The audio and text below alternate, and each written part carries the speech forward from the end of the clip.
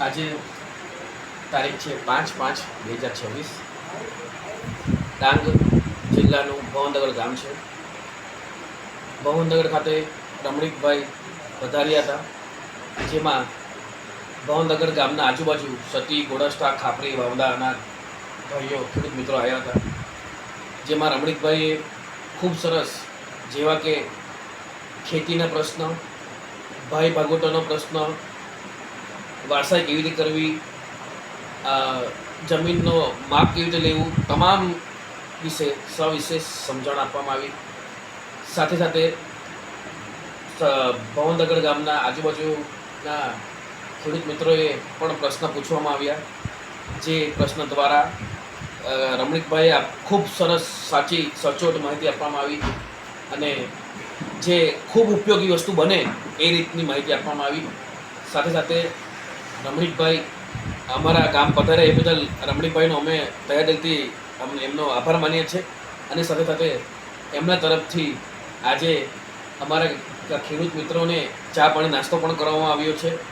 એ બદલ અમે એક ગામના પ્રતિનિધિ તરીકે એમનો ખૂબ આભાર માનું છું ને જે સાહેબે જે અમને માર્ગદર્શન આપ્યું એ અમે ઉતારીશું ને ભવિષ્યમાં આપણા ઘણા બધા ખેડૂતોના આવા પ્રશ્ન પણ છે, એનું નિરાકરણ થશે, બરાબર છે। એ માટે અમે ડાંગ જિલ્લાના સરપંચ છે, બધા તમામ બહેનો છે, ખેડૂત મિત્રો વતી હું સાહેબનો તહે દિલથી આભાર માનું છું। સાહેબ, તમે જે અમને માર્ગદર્શન આપ્યું એ અમે ઉતારીશું ને હવે પછી અમારા ખેતી માટે કઈ રીતે ઉપયોગી બને એ રીતની અમે આગળની કાર્યવાહી કરીશું ને આ વિડીયો બીજા બધા ઘણા બધા જિલ્લાઓ પણ છે તેને બી ખૂબ ઉપયોગી બનશે।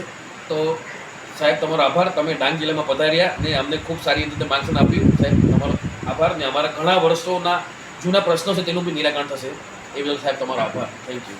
જુઓ, આ ગુજરાતના જે ખેડૂતો સાંભળે છે એમને ખાસ તો અમારે સૌરાષ્ટ્રની નજીકના જે છે ત્યાં તો 50-100 ખેડૂતો હશે તો પણ હું જાઉં છું। બહારનો મારો સર્ક્યુલર રૂટ હોય છે કે માત્ર 50 ખેડૂતો માટે હું અહીંયા 700 કિલોમીટર દૂર આવી શકું નહીં, એટલે સર્ક્યુલર રૂટ દરમિયાન તમારે તમારા ગામમાં ગોઠવવા હોય તો યુટ્યુબમાંથી મારો નંબર લઈ અને તમે મને મેસેજ કરી શકો છો। એટલે જ્યારે આવો રૂટ પ્રોગ્રામ હશે ત્યારે તમારા ગામની અંદર હું ગામની મુલાકાત લઈશ।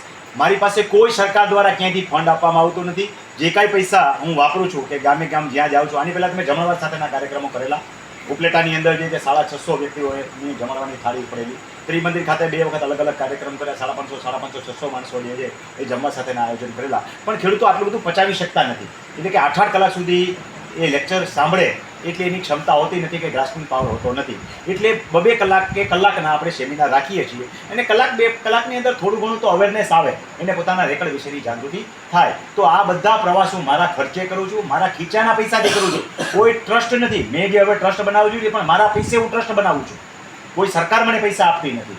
કે જે કોઈ જગ્યાએ ચા પાણી નાસ્તાનું આયોજન કરું છું એ પણ મારા ખર્ચે કરું છું। એનો મારો હેતુ એટલો જ છે કે એ ખેડૂતો ભેગા થાય અને રેવન્યુ રકમ બાબતે જાગૃત બને। ઘણા વિડીયો સાંભળતા હશે ને એમ લાગે રમણીકભાઈ ચા પાણી નાસ્તો કરાવતા હશે અને આના વિડીયો મૂકે છે એટલે ક્યાંકથી ગ્રાન્ટ મળતી હશે। ભાઈ, ક્યાંયથી ગ્રાન્ટ નથી મળતી।